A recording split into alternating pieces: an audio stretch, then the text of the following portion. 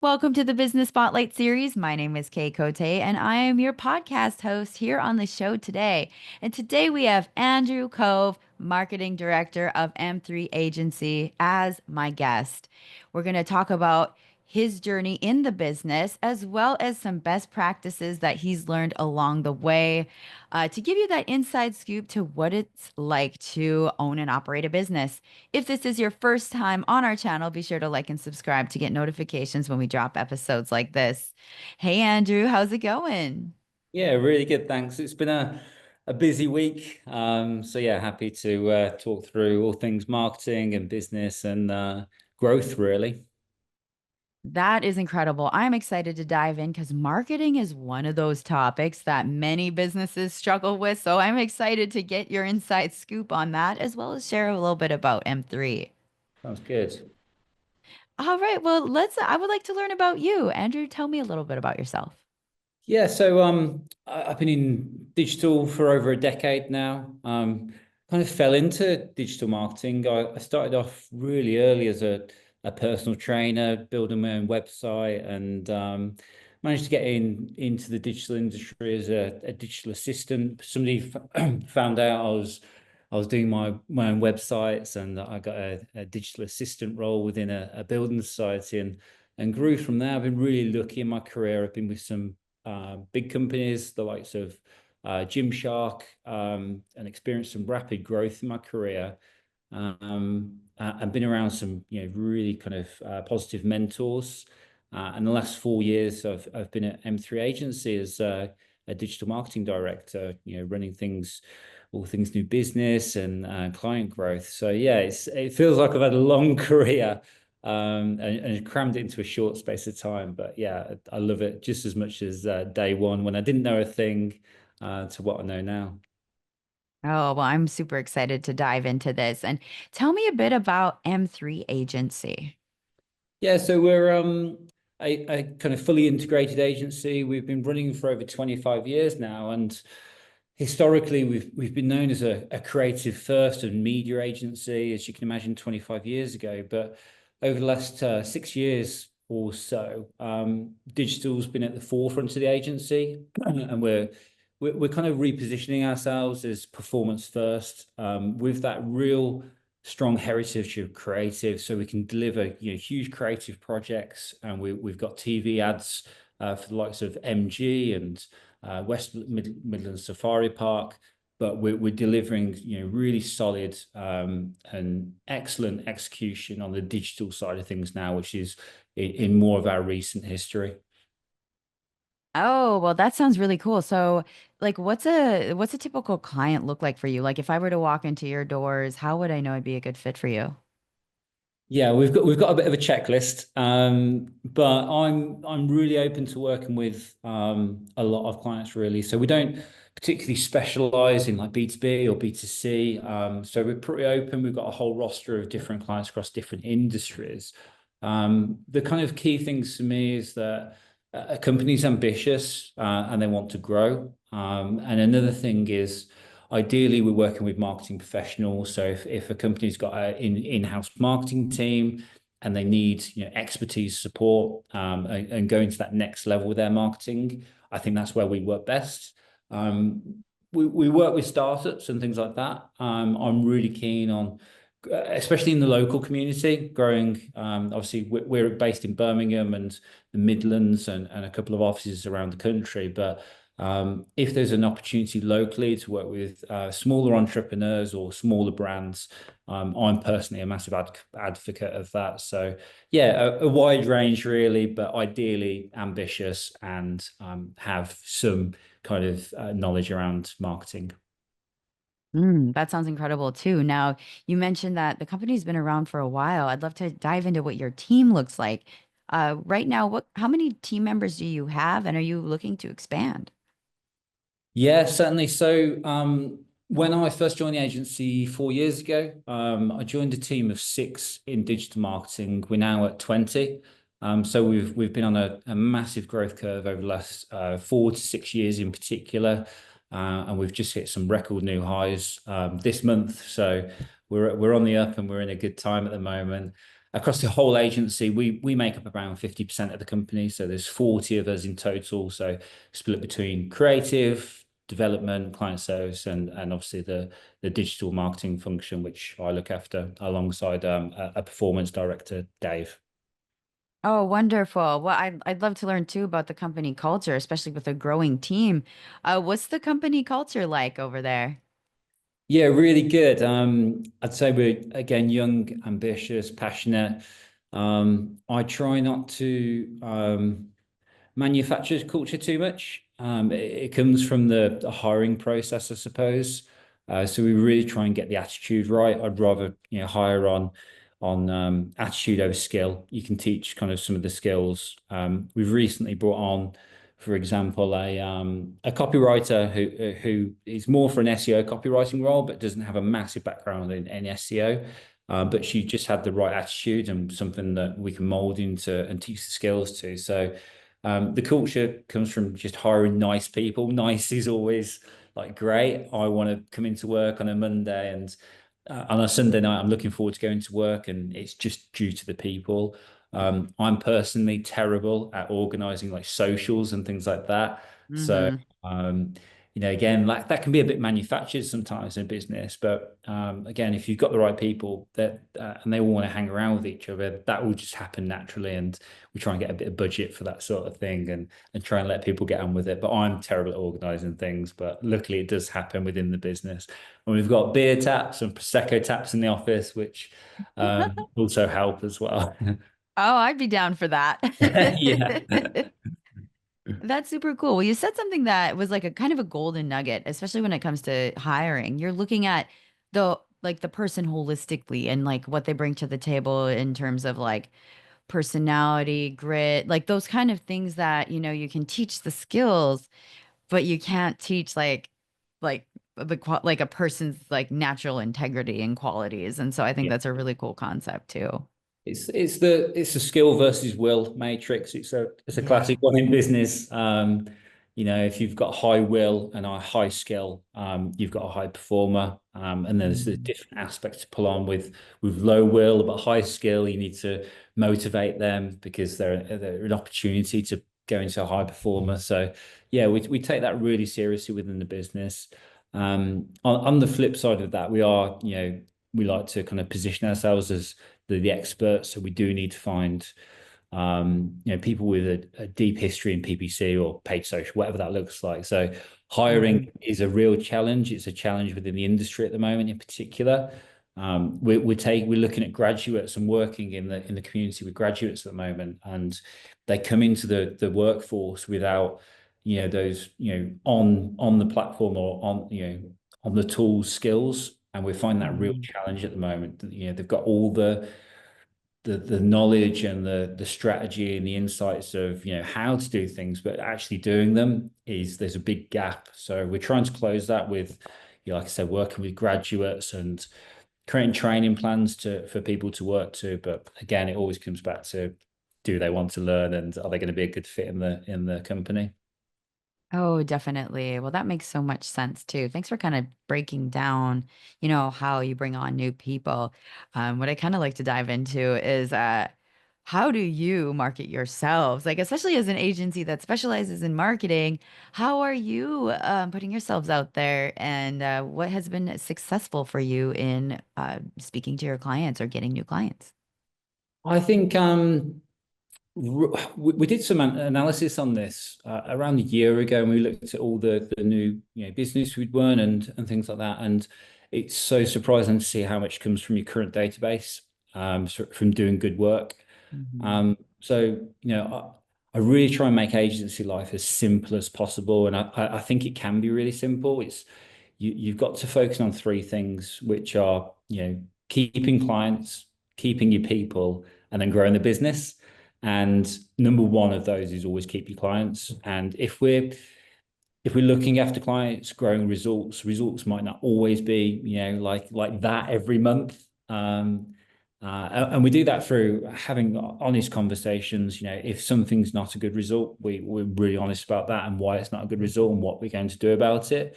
But yeah, kind of jumping back, we looked at that growth over over a year ago, and I think it was around 70% of our growth had come from either existing referrals or existing clients growing with us, and that was, you know, quite, I don't know the industry average of what's new business versus growth of current clients, but yeah, that was a nice surprise to us that we're doing the right things for our current clients and where our growth's coming from.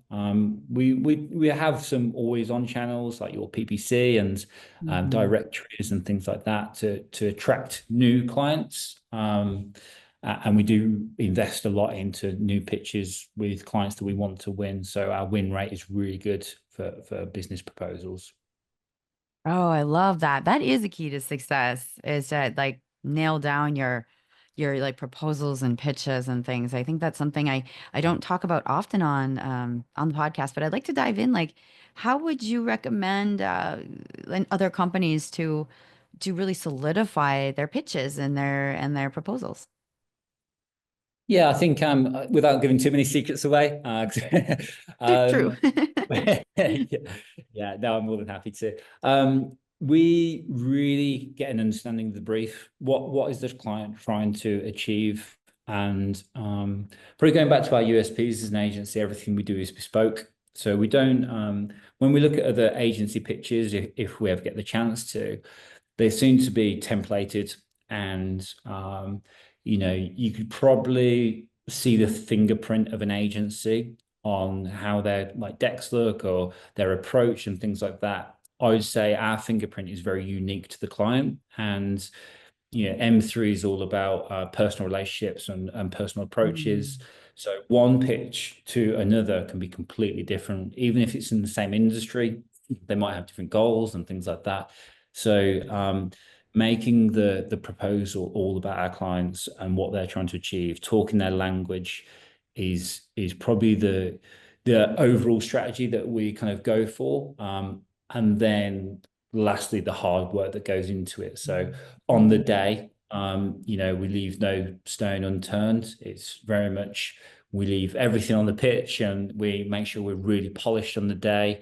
I used to be terrible at presenting, if I'm being honest. And my first year, I was like, I can't do this job. I can't talk in front of clients and do this. I thought it was a selling role, but it's not. It's an education role. And Mm. with that, you need to practice and you need to get good at it. So I was in a pitch this morning and with one of our junior team, and seeing somebody else do it to the level that we expect was fantastic. But I know that the culture within the agency is that you leave everything on the pitch. So she was saying, I'm really nervous for this, but last night I spent 2 hours going through it with my partner and that sort of thing. But I do that still to this day. I'll make sure that when I'm at home or in the office, I'm making sure that I'm word for word perfect, but also very human and conversational when I'm talking through proposals and things like that. That's a really good point. Like the balance between, knowing the materials, knowing what you have to say, but also keeping that very relatable Mm. human quality to it. So I think that's a really great, another golden nugget to share with people, whatever the industry, if you have to pitch your product or your service, to keep that kind of humility aspect to it. Definitely. Uh, Definitely. Well, I'd like to share something, switching gears a little bit, maybe share about a challenge you faced within this business.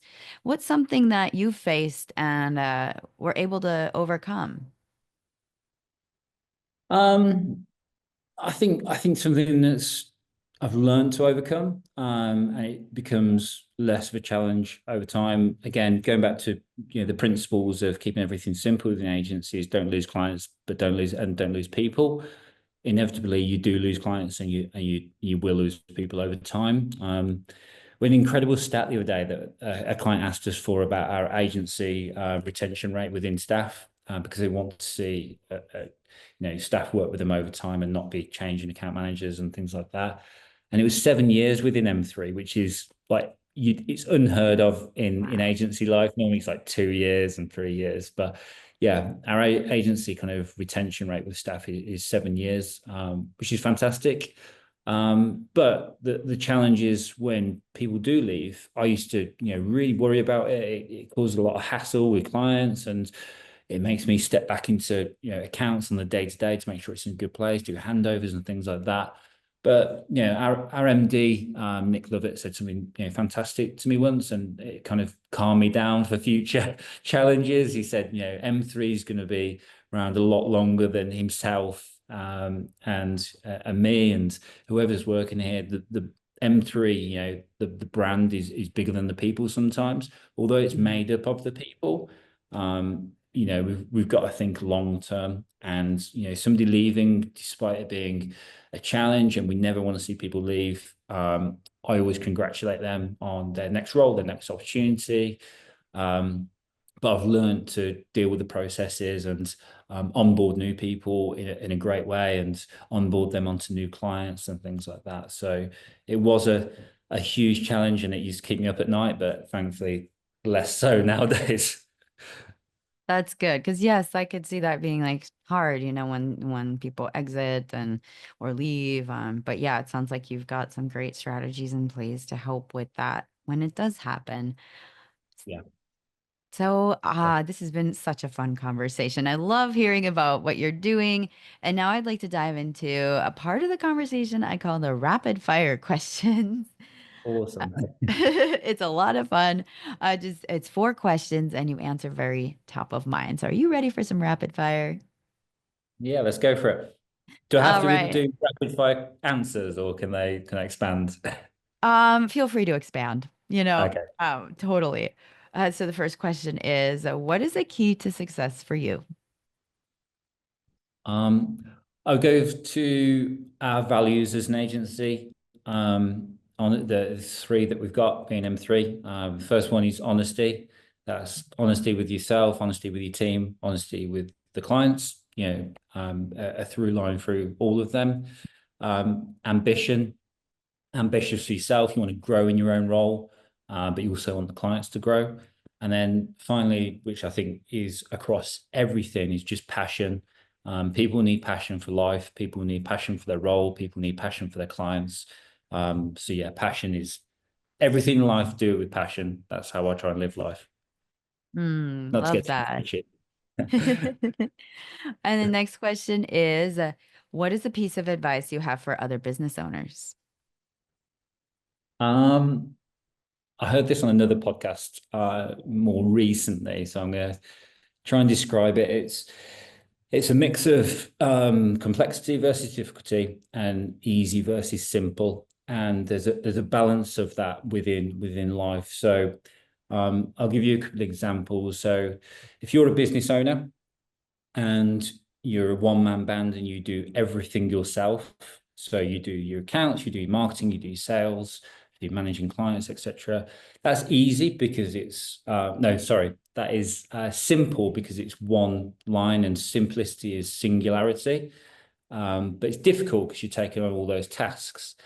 Mm. And the opposite side of that is complex and easy. So if you hire somebody to do each of those, if you hire an accountant, if you hire a marketing team, hire a sales team, complex is multiple layers to something. But it's easy in the fact that you have less things to do yourself. So there's a fine balance of that within running a team, running a business, and you have to find um, how you approach that with every task, whether you need to make it easy or difficult or complex and simple.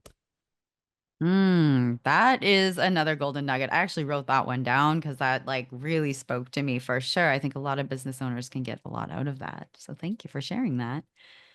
Sure. And a question number three is if or what is a piece of content you've taken in most recently? It could be a book, a podcast. I know you mentioned something just now, but if there's anything else you want to share, feel free to share. Yeah, I've recently read a book um, by Alex Hormozy, $100 million offers. He's got another book, which is $100 million sales or something like that. I'd recommend anyone in marketing and sales to read that book. It's very kind of tactical, and sales driven, but essentially it's a ton of tactics of how to get your ads, people hooked to your ads. And yeah, it's just really nice. And it really spoke to me at the time. I think one of the challenges within the marketing industry at the moment is obviously AI. And Mhm. uh, I personally think that creativity is becoming diluted because you can test so much and AI can give you all this ad copy and all these ideas and things like that, but it's not really human. It's not really thought out because you just leaving it to a machine. Mhm. Um, if you put some real effort into, some really compelling ad copy that you've gone along that journey with a client to really understand the brand, understand why people buy from that brand. You can write some really nice headlines or text or creative and things like that. And so I think, that book, 100 Million Offers, really stood out to kind of diving into that in a lot of detail. Ooh, I love Alex Hormozy's work, so that's it's a great one. And the final question is, if you could wave a magic wand and overnight change one aspect of the business for the better, what would it be? um, I think more alignment in values and thinking across the whole agency. So um, I'll give you a really good example. I work alongside a guy called Dave, who's our performance director, and we run the office together. Our thinking is totally different to kind of the approach to things, but we're so aligned on values, it works really well. So Mm. I'll approach something, normally blue sky thinking, and he'll be very analytical and almost negative about things sometimes. I'm the optimist, but we both kind of come to the same conclusion, outcome from shared values. So if I can get those, values, again, coming back to honesty, ambition, passion, we try and talk about that a lot, as much across the agency as possible. So everyone's living by that. I think it doesn't matter about the how you get there to thinking or how you get there with the approach. We'll all get the same outcome, which is mostly positive if you approach it like that. That is great. Well, thank you for sharing that. And before we get to our final question, how can people get connected with your company? Yeah, so search m3.agency, or you can find me on LinkedIn, mostly, Andrew Cove. We're on Instagram and all that as well. But yeah, professionally, best to connect with us on LinkedIn, and our website is m3.agency. Wonderful. Well, thank you for sharing, Andrew. This has been a great conversation. And for our final question, what is most inspiring to you today?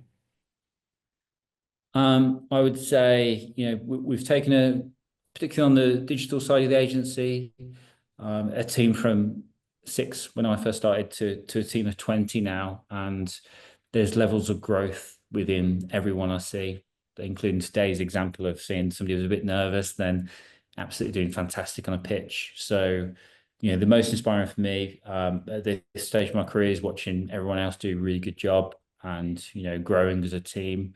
And yeah, that's professionally, and then kind of personally, just my family very inspiring. Come from very humble beginnings, so remembering my roots and things like that, and becoming a kind of family first person is always going to be important and something that inspires me every day. Oh, well, thank you for sharing those inspiring words. And again, it's been such a joy to talk to you today. Thanks for being on the show. Thank you very much. Pleasure.